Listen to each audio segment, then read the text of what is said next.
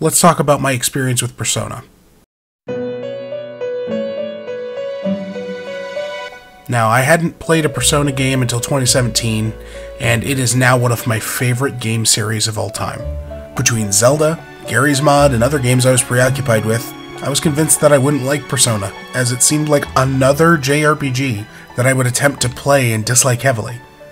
So, what happened? Warning, there will be some spoilers. You are warned. If you want to play these games, stop watching and watch something else. Or play them and come back. Please come back. Before I jump into my personal experience, I think that I need to give some general information on the series to get you acquainted with it. Megami Tensei was a game released on September 11th, 1987. Megami Tensei had a number of entries in spin-off series. Shin Megami Tensei is the third entry in the Megami Tensei series, and the first in the series of the same name. Shin Megami Tensei had a number of entries over the years, including the spin-off Persona. Persona is then, yes, a spin-off of a spin-off. Persona technically has 5 entries, although with spin-offs and re-releases, we're looking at the following. Revelations Persona, Persona 2 Innocent Sin, Persona 2 Eternal Punishment, Persona 3, Persona 3 FES, Persona 3 Portable, Persona 4, Persona 4 Golden, Persona 4 Arena, Persona 4 Arena Ultimax, Persona Q Shadow of the Labyrinth, Persona 4 Dancing All Night, Persona 5, Persona 5 Royal, Persona 3 Dancing in Moonlight, Persona 5 Dancing in Starlight, Persona Q2 New Cinema Labyrinth. That's 17 games. That's a lot. 17 games. At the very least, they can count to 3, so they're one up on Valve. Moving forward, let's talk about what Persona games typically contain.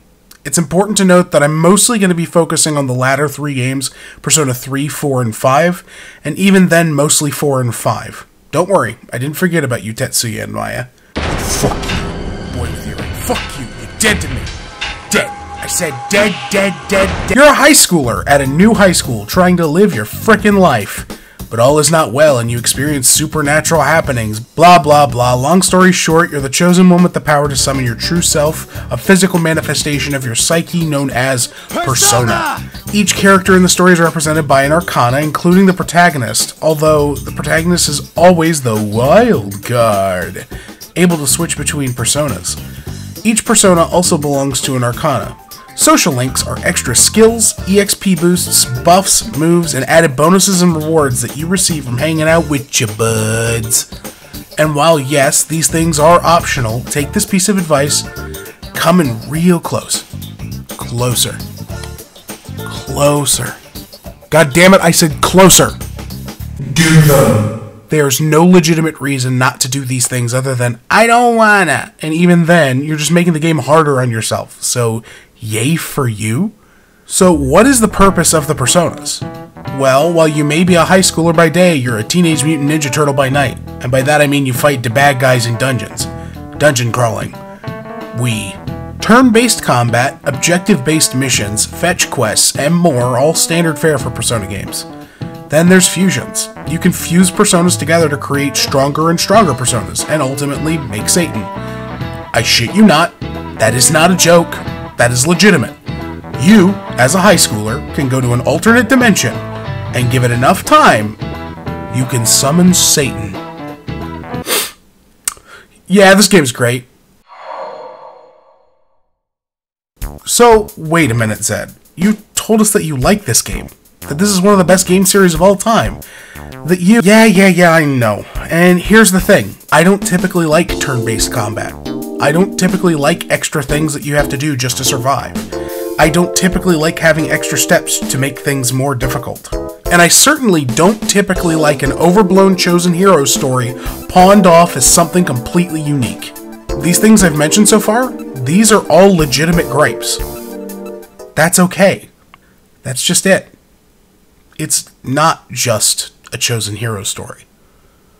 Persona, despite all of the gripes that I've mentioned thus far, is worth so much more than this.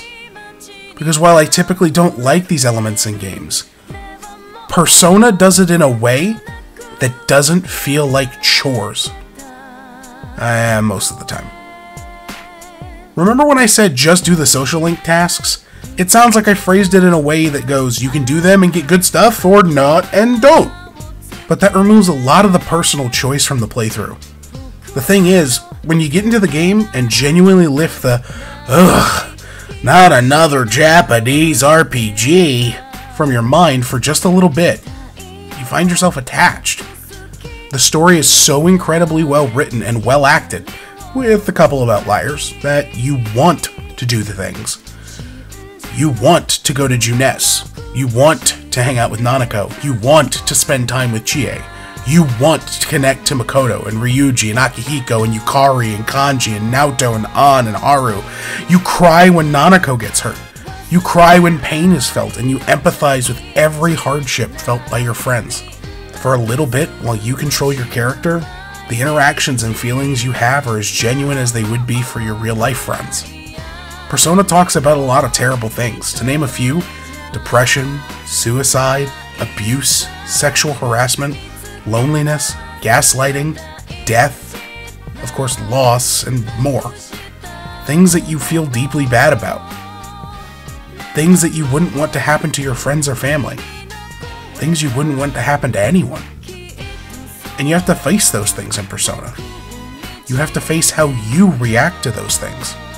So while you control the game can control you too. And while some people would say, that sounds depressing, I'd much rather play a game and experience a story that makes me feel something than a meaningless romp all the time. Because yes, I played Pokemon growing up, and yes, I got attached to my Pokemon. But can you honestly go through the story and tell me you felt deeply for all the characters? Can you honestly tell me that you mulled playing things over for days at a time, contemplating choices, and worried that something might go wrong if you chose wrong? You can't. Pokemon doesn't afford the player that right. Neither do games like Mass Effect or hell, even Dragon Age. Because while you can choose wrong answers, these rarely, if ever, affect the endgame. Usually, these result in short-term consequences that temporarily gimp one part of the character or team. Persona has lasting consequences when you make a bad choice. Persona has major points of seriousness, approached in a very mature manner, with decisions that could fuck up your entire playthrough. Multiple endings to a game is nothing new, but the way Persona pulls this off is. This, of course, reaches out into the Megami Tensei series. Choices matter. When I played Persona 4, I was in a rough spot, in a job I didn't care for, not in control of a whole lot. At least it felt that way. Persona 4, and subsequently Persona 5, afforded me the ability to make choices. So, why is Persona one of the greatest series of all time? Persona's rich storytelling and incredibly developed characters makes the tedium of most JRPGs feel like whining from a kid who doesn't want to go to school. Complaining that it's turn-based is akin to whining that you wanted a different toy. And while yes, it has the absurdity of your typical JRPG, I happen to enjoy that. Will everyone? Not at all.